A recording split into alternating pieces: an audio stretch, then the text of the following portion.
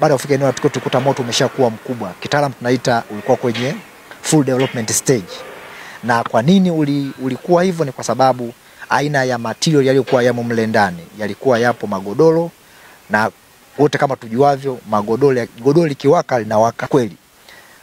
Askari wetu waliweza kupambana kuhakikisha kwamba moto ule unazimwa, na tunamshukuru Mungu kwa kweli moto ule ulizimwa.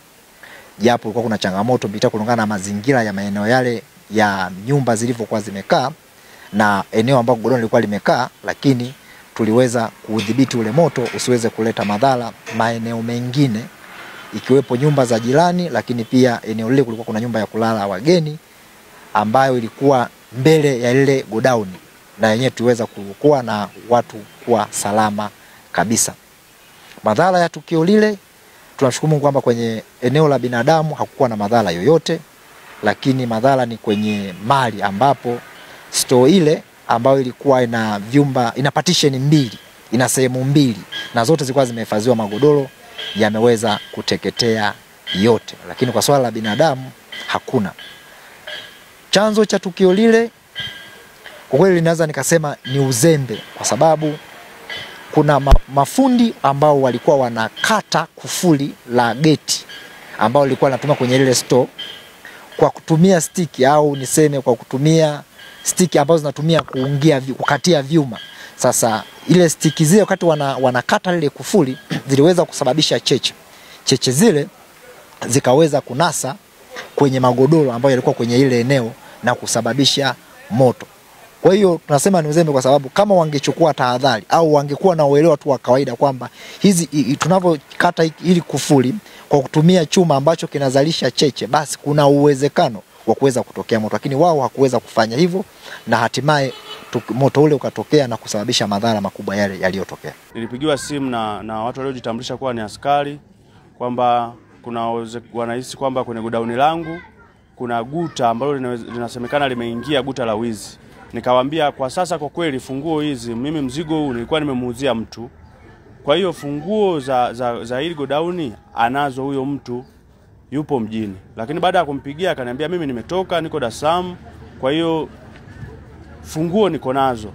Kwa hiyo naomba nizikabidhi hizi funguo kituo chochote cha polisi kilicho jirani na mimi, ili nyie polisi mfanye utaratibu wa kuzisafirisha kufika hapo, mkague, alafu baadaye mtazirudisha kwangu, kwa sababu mimi nipo huku kwa muda mrefu kidogo.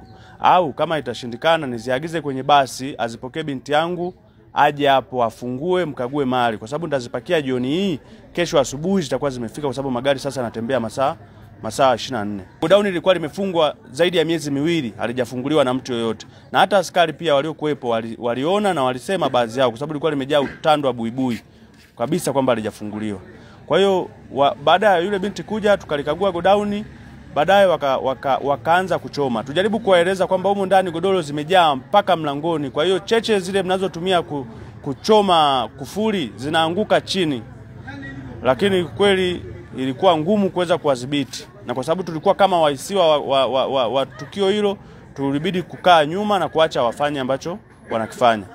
Baada ya muda walifanikiwa kuvunja kufuli mbili za juu na ya katikati. Wanapomalizia kufuli ya chini, kabla hawajafanikiwa kumaliza, cheche zile ziliwasha moto ndani. Kwa hiyo kufuli moja haijaisha, moto ndani umeanza. Kwa wakaanza kupambana, wakati huo kulivunja kufuli ya kati tayari moto unazidi kukolea. Lakini wale polisi waliokuepo wote wawili, pamoja na wahalifu, pamoja na waliokuwa wamiliki wa hilo guta, walipotea ndani ya dakika moja, sikuona mtu. Baadaye kutoka kwa wasamaria mwema wakapiga simu zimamoto, jeshi la zimamoto lilijitahidi kufika kwa haraka.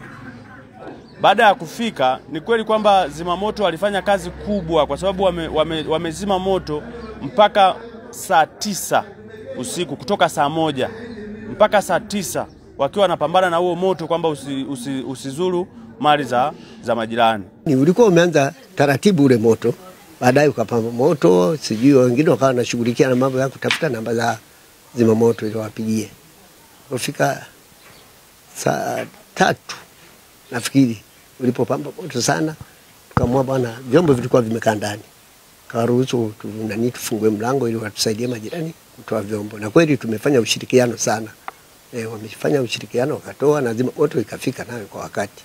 Tuweze kusema uongo, labda kusema wamenanio kaanza kuzima, baadaye ndio ikaendelea zoezi la kutoa vyombo. Walipotoa vyombo wakaendelea tena na kuzima moto. Maana kulikuwa unakuja mpaka huko. Ndio maana wakahofu kusema unaweza kawaka mpaka huku nyumba ziungue na vitu viungue. Lakini mpaka hapo wamevunja vioo, wamechukua hela, yani hatuelewi vyombo vilivyotoka. Mpaka saa hizi hatujajua kusema ni hasara gani ambayo imetokea au vimevunjika au vimefanya nini au nguo ziko salama, hatujui mpaka saa hizi. Ila umepita kidogo, sio miaka 3 4. Hilo walikuwa wanahifadhia unga na ufuta. Kwa vyote viliungua humo. Ni hilo. Saa hizi ndio walihifadhia magodoro. Kwanza tunawashukuru sana Jeshi la Zimamoto. Kazi walioifanya kazi jana ilikuwa ni ngumu sana. Na wananchi pia waliokuwepo maeneo haya na wengine ambao hawaishi maeneo haya walishiriki kusaidia kuzima moto. Na wananchi pia nao nawashukuru sana kwa kazi ya jana usiku. Nikawepo mimi na aliyepanga na huyu aliyetumwa kwa ajili ya kushuhudia kwamba kukifunguliwa waangalie kama hilo guta lipo. Lakini haikuwa hivyo. Maana walikuwa wanatumia moto wa welding kufungulia makufuli. Baadaye ndo cheche zilivyoingia kwenye magodoro, moto ukawaka. Ndio chanzo cha moto ulipo.